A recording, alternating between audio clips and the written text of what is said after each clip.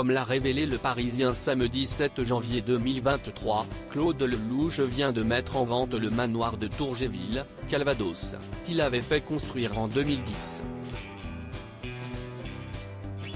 Une maison de 635 mètres carrés, qui dispose notamment d'un terrain de 4 hectares et d'un golf privé, que le compagnon de la romancière Valérie Perrin espère vendre pour la coquette somme de 7,5 millions d'euros.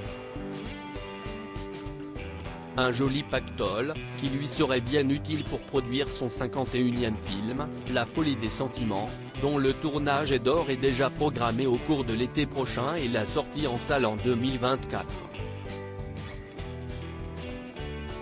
Cette incroyable bâtisse lui a plus souvent servi de décor pour ses longs métrages que de lieu de résidence.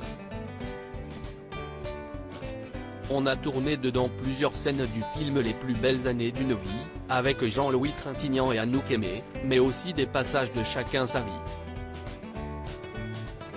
Si est un décor que j'avais construit pour plusieurs longs métrages et pour en préparer un autre, je vais le vendre, avait-il notamment expliqué pour France Bleu Normandie, lors d'une interview accordée le 20 décembre dernier. La Normandie, sa pharmacie, mais il faudra donc mettre le prix pour s'acquérir ce prestigieux bien. Car l'annonce signale en outre 5 suites luxueuses et chaleureuses de 30 à 55 mètres carrés chacune, une réception lumineuse de 200 mètres carrés et, au cœur de la maison, ainsi qu'une piscine atypique de 70 mètres carrés. Rien que ça. Si est véritablement un bien de collection.